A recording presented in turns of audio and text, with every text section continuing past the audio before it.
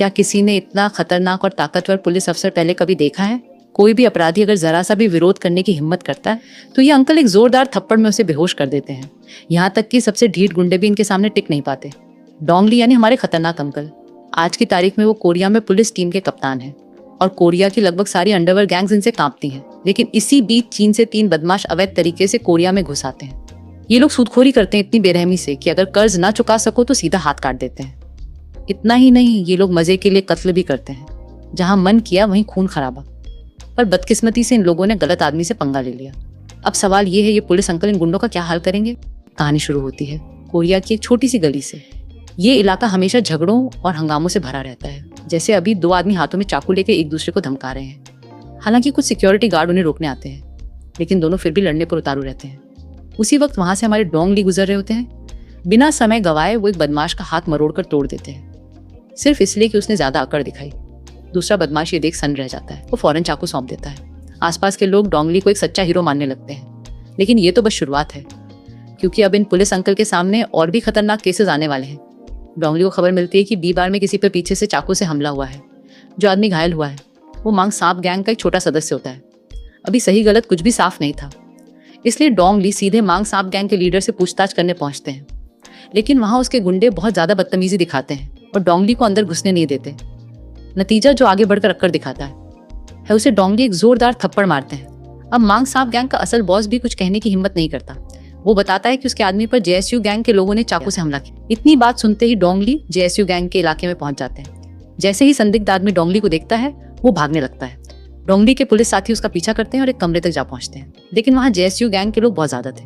Police वालों के चेहरे लाल हो जाते हैं। तभी सब एक तरफ हटते हैं और डोंगली को काम संभालने देते हैं। एक बदमाश आगे बढ़कर डोंगली को गाली देता है और अगले ही पल उसका मुंह टेबल में धंसा दिया जाता है। जेएसयू गैंग बस खड़ी रहती है। किसी की हिम्मत नहीं होती कुछ करने की। संदिग्ध आदमी समझ जाता है कि अब मामला खराब है, इसलिए वो बाहर की ओर भागता है। चल देखता हूँ कितनी दूर भागेगा। डोंगली थोड़े मोटे जरूर हैं, लेकिन दिमाग बहुत तेज है। तो वो दूसरे रास्ते से घूमकर सीधे संदिग्ध के सामने आ जाते हैं। लेकिन ये बदमाश अब भी नहीं सुधरता। वो चाकू निकालकर धमकाता है। डोंगली शांति से कहते हैं चाकू रख दे, लेकिन वो नहीं मानता। नतीजा एक ऐसा थप्पड़ की सीधा जमीन से दोस्ती हो जाती है। किस्मत अच्छी थी कि डोंगली ने हाथ हल्का रखा, वरना ये तो सीधा ऊपर पहुंच जाता। अब दूसरी तरफ याद है वो 3 चीनी गुंडे जिनका जिक्र पहले हुआ था। चीन में खासतौर पर वांटेड होने की वजह से ये लोग कोरिया भाग आए थे। यहाँ आकर इन्होंने सूदखोरी शुरू कर दी और बेहद बेरहमी से मर्डर्स करने लगे। मांग सांप गैंग का एक छोटा सदस्य इनसे 30 मिलियन वॉन उधार लेता है, लेकिन ब्याज ऐसा लगाते हैं कि राशि सीधे 200 मिलियन वॉन हो जाती है। इतना पैसा कौन देगा? इनका बॉस मीचान अपने 2 गुंडों को भेजता है। दोनों उस लड़के का एक हाथ बुरी तरह तोड़ देते हैं ताकि सबको चेतावनी मिल जाए। मतलब साफ था, पैसा नहीं दिया तो जान भी जा सकती है। इधर डोंगली पहले वाले संदिग्ध को थाने ले आते हैं, लेकिन ये आदमी बहुत जिद्दी निकलता है। किसी भी हाल में असल मास्टरमाइंड का नाम नहीं बताता। अब डोंगली को मजबूरन अपना खास तरीका अपनाना पड़ता है। कुछ ही देर बाद डोंगली सीधे जेआईयू गैंग के लीडर को ढूंढने पहुंच जाते हैं। जैसा कि उम्मीद थी, यहाँ भी एक बदतमीज गुंडा अकड़ दिखाता है और डोंगली को हाथ पैर गर्म करने पर मजबूर कर देता है। यही जगह इन लोगों का अवैध जुए का अड्डा भी था, पूरा का पूरा गैरकानूनी धंधा। जल्द ही डोंगली जेएसयू गैंग के असली बॉस तक पहुंच जाते हैं।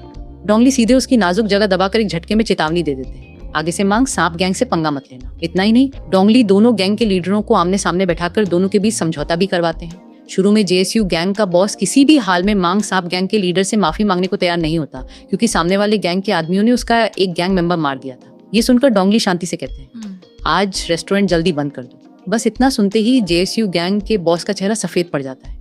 वो समझ जाता है अगर माफी नहीं मांगी तो कुटाई पक्का है। वो तुरंत माफी मांगकर समझौते के लिए राजी हो जाता है। लेकिन इतना भी डोंगली के लिए काफी नहीं था। वो दोनों गैंग लीडरों को जबरदस्ती गले लगवाते हैं और यादगार के लिए कुछ फोटो भी खिंचवाते हैं। सच कहें तो डोंगली में कॉमेडी का तड़का भी भरपूर है, लेकिन शांति ज्यादा देर टिक नहीं पाती। कुछ ही समय बाद मांग सांप गैंग के बॉस को खबर मिलती है कि उसका एक आदमी 3 चीनी गुंडों द्वारा ब्लैकमेल किया जा रहा है। उस रात वो अपने आदमियों के साथ सीधे मौके पर पहुंचता है।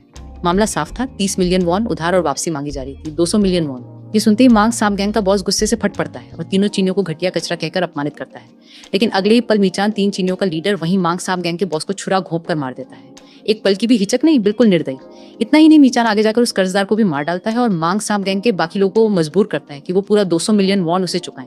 अगले दिन डोंगली की पुलिस टीम को खबर मिलती है एक क्राउ के बाढ़ में हत्या हुई है। असल में इन सारी वारदातों के पीछे वही 3 बेरहम चीनी गुंडे थे जो पिछली रात तबाही मचा कर गए थे। एक खूबसूरत महिला कर्मचारी के बयान के मुताबिक तीनों गुंडे कड़ाऊ के बार में जानवरों की तरह लड़कियों के साथ बदसलूकी कर रहे थे। जब बाढ़ का मालिक उन्हें डांटने आया तो मीचान ने बियर की बोतल उसके सिर पर फोड़ दी और इसके बाद उसके 2 गुंडों ने उसी कमरे में बाढ़ मालिक का हाथ काट डाला। अब ये लोग इंसान नहीं थे, ये तो पूरे के पूरे हैवान बन चुके थे। इस इलाके का एक और बड़ा गुंडा सांगू बहुत भड़क जाता है और अपने आदमियों को 3 चीनी गुंडों को खत्म करने भेजना चाहता है, लेकिन डोंगली उसे रोक देते हैं। वो कहते हैं सब छोड़ दो, ये मामला मैं खुद संभालूंगा, कोई बीच में नहीं आएगा। असल में मांग सांप गैंग का बॉस पहले ही मारा जा चुका था। उसके सारे आदमी अब इन्हीं हैवानों के कब्जे में थे। सबसे डरावनी बात यह थी कि तीनों चीनी गुंडों ने मांग सांप गैंग के बॉस की लाश को टुकड़ों में काटा और अलग अलग कचरे की थैलियों में भरकर सड़क किनारे फेंक दिया। इस घटना ने पूरा इलाका हिलाकर रख दिया।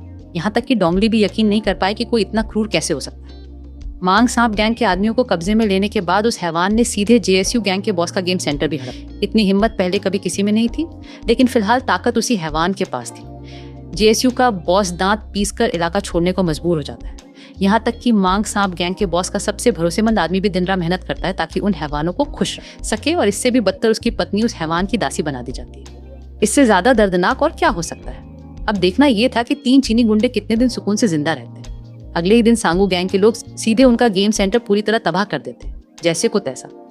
तुम लोगों ने उनका कराव के बार तोड़ा तो अब तुम्हारा अड्डा भी मिट्टी में मिला दिया। मीचान के 2 आदमी गुस्से से पागल हो जाते हैं। इलाका अभी हाथ आया था और इतनी जल्दी कोई और रौंद गया। तभी वहां जेएसयू गैंग के लोग पहुंच जाते हैं और उन पर अटैक कर देते हैं। कुछ ही देर में वहां डोंगली भी पहुंच जाते हैं और उन्हें रोकने की कोशिश करते हैं। वो मूर्ख अपनी औकात भूलकर डोंगली से लड़ने लगा। नतीजा डोंगली उसे कुत्ते की तरह गले से दबोच लेते हैं। दूसरा आदमी 2 पुलिस वालों से भिड़ता है, लेकिन किस्मत से भाग निकलता है। आखिरकार पुलिस सिर्फ उसी पहले वाले को थाने ले जाती है, लेकिन ये आदमी मीचान का पक्का वफादार निकलता है। वो किसी भी हालत में अपने बॉस का पता नहीं बताता।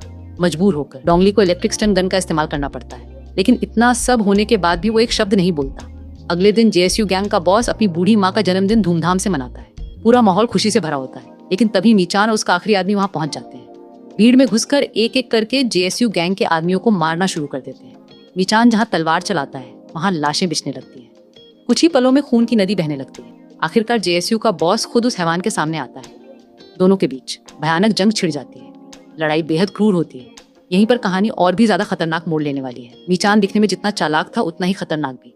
मौका मिलते ही जब बड़े लीडर जेएसयू काबू में आ गया तो उसने वहीं पर उसे मार डाला। इसके बाद अंडरवर्ल्ड में हालात और भी ज्यादा बेकाबू हो गए, जिससे पुलिस विभाग पूरी तरह उलझन में पड़ गया। ऊपर से वरिष्ठ अधिकारियों ने डोंगली की टीम को कड़ी फटकार लगाई। पुलिस टीम इस केस को दूसरी टीम को सौंपना चाहता था, लेकिन डोंगली ने जोर देकर कहा कि वो खुद इन सभी मामलों को सुलझा सकता है। दूसरी टीम का इंस्पेक्टर भी इस केस को हथियाने आ गया, जिससे दोनों टीमों के बीच लड़ाई शुरू हो गया।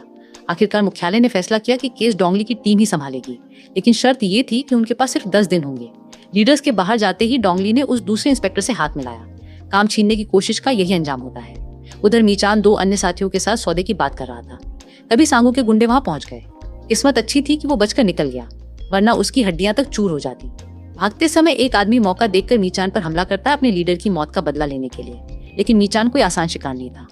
वो आदमी आसानी से मीचान के हाथों मारा जाता है, वो भी बहुत ही निर्दयी तरीके से। और ये निर्दयी आदमी सिर्फ यही नहीं करता, वो उसकी पत्नी को भी मारता है और उसे धमकाता है ताकि वो सच बताए। इधर डोंगली के पास ज्यादा समय नहीं बचा था जांच पूरी करने के लिए। इतना ही नहीं, चीन से पुलिस भी यहाँ पहुंच चुके थे और वो मीचान के आदमी को चीन वापस ले जाने वाले थे। आदमी ने मौका देखा तो उसने कहा, अगर आप मुझे छोड़ दो तो मैं सारा ड्रग्स का माल कोरिया में बेचने में मदद करूंगा और मोटा पैसा मिलेगा। ये सुनकर दोनों पुलिस वाले राजी हो जाते हैं। वो उसे फोन नंबर दे देते हैं और कहते हैं जब खरीदार तैयार हो हमें कॉल करना। कुछ ही देर बाद सुरक्षा पुलिस भी वहां पहुंच गई और मीचान को पकड़ने की कोशिश करने लगी।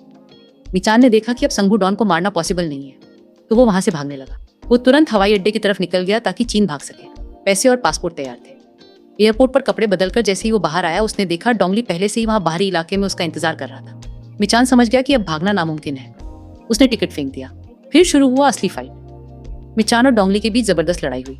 मीचान बहुत दर्द में था, लेकिन फिर भी खड़ा होकर लड़ता रहा। लेकिन डोंगली ने एक जोरदार थप्पड़ मारा और मीचान बेहोश हो गया। एंड में सभी अपराधियों को कानूनी सजा दी गई। इसी के साथ ये कहानी खत्म होती है।